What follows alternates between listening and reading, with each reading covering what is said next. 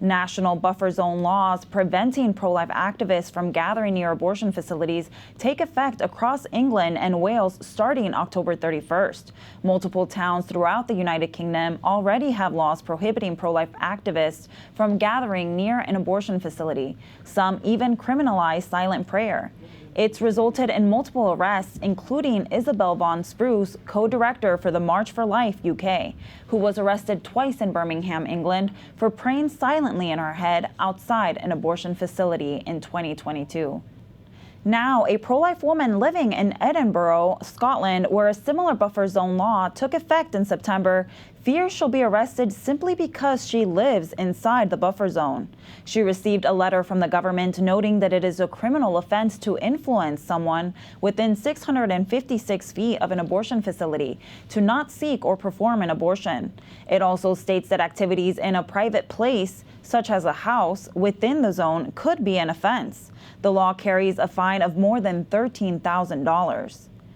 As we told you several weeks ago, Adam Smith Connor was arrested in 2022 for silently praying outside an abortion clinic. A court convicted him earlier this month and fined him nearly $11,000.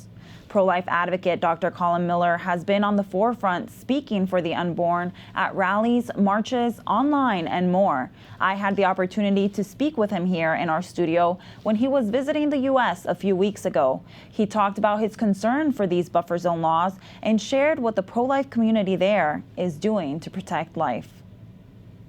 Thank you so much for being with us today, Calum. Before we talk to you about the buffer zone laws, can you tell us what kind of a community of pro-lifers exists in England, Scotland, and Wales? Yeah, so we're very small. So we're about 5% of the population. So it's, we're a very small minority. We're not very popular, sadly. But we have a lot of wonderful leaders, very dedicated people. And despite that small number, we're actually able to get quite a lot done, both in politics and in the culture and otherwise. So we have some wonderful committed people, some great organizations. We don't just have one, we have a number of pro-life groups. And so Scotland, England, and Wales, for the pro-life movement, function kind of similarly, kind of as one. It's kind of a British pro-life movement, but there are a few differences. So Scotland is a bit more pro-abortion, and they have a bit of a tougher time. England is a bit more conservative, not massively, but a little bit more. So yeah, it's different political dynamics, different political parties in power in the country, so that affects things. So things happen at different times in the countries, but generally we're kind of all together. We're not super popular, but we have some wonderful leaders and fighting the good fight, willing to get arrested even for it. Oh, so wow. We have that's people incredible. To inspire us. Okay, so practically speaking, what effect does the buffer zone laws have on pro-life advocates? So this doesn't just affect pro-life advocates, it affects the women, of course, themselves, because they get deprived of the opportunity to get support. We know women who have gone on record, spoken in the parliament and everything, talking about how they went to get an abortion, and because there was someone outside, they realized that they didn't really want an abortion and that they wanted the child, but they had no support for that. So the censorship zones, as we call them, have a huge impact in terms of, giving women support and saving babies' lives. But in terms of the pro-life advocates as well, it is a basic deprivation of their freedoms, whether free speech, free assembly, freedom of religion, freedom of conscience, freedom of protest. Whereas when it comes to these buffer zones, you have one person praying silently in her head, and now she can be arrested in the UK. So it's completely draconian. One of my good friends has been arrested 3 times for praying silently in her head. Wow. So the police even went to her and they asked her, "What are you praying about?"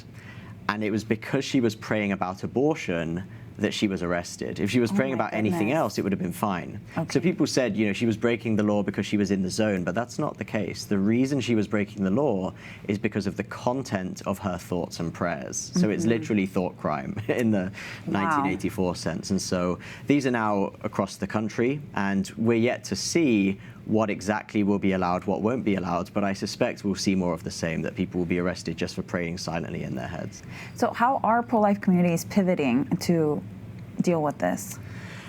So I think at the moment we're still trying to figure out how far exactly does the law extend. So the law, claims to prevent protest, intimidation, harassment, and this is basically made up. You know, that harassment is already illegal, intimidation and abuse is already illegal, and as far as I know, there have never been any convictions for actual harassment or anything like that outside of a clinic. It's a non-problem. So they claim to be preventing this, but in fact, they prevent, you know, even thought crime and things like that, or offering help. So I think what pro-lifers want to say is, we want to be able to pray silently in our heads, at least, and we want to be able to have consensual conversations, because that is a woman's choice. It's a woman's right to have a conversation about abortion within the zone if she wants, and the right to access support and help if she wants. And so we're trying to push for that and trying to sort of establish a compromise where we say harassment is wrong, all of us are against that. Of course, you know, we'll need to move online anyway, because many abortions are done now not by going to a clinic, but by just ordering the pills online or on the phone and having the pills at home and doing these do-it-yourself abortions, which are very dangerous, caused a lot of complications already. But that's the situation we're kind of in. And I think in that sense, we needed to do stuff online anyway to actually reach women more and more. And so in that sense, I think it's sort of pushing us in a direction that we already needed to go. So it's maybe not as bad as it might have been 10 years ago, where most women visited the clinic, but of course it's still a huge, huge problem. Calum, thank you so much for being here with us today. We so appreciate it. Thank you, I appreciate it. If you would like to learn more about Calum Miller's pro-life work in the UK, you can head to his website, calumsblog.com,